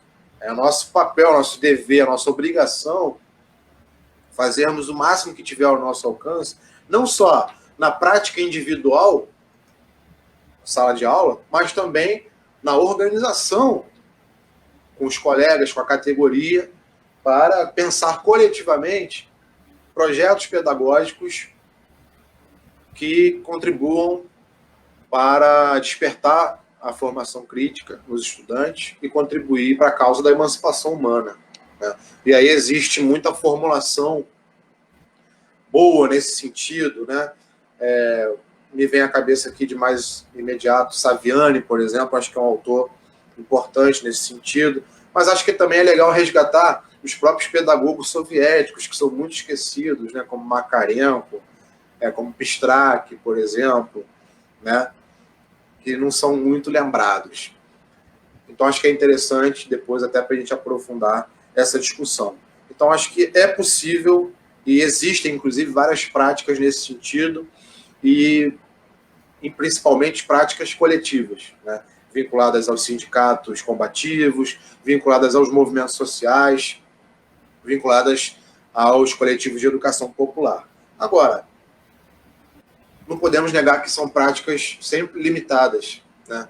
Sempre limitadas enquanto estiverem nos marcos da sociedade capitalista, na qual a educação, não só a privada, né, mas a educação pública também está vinculada a um Estado que é um Estado de classe.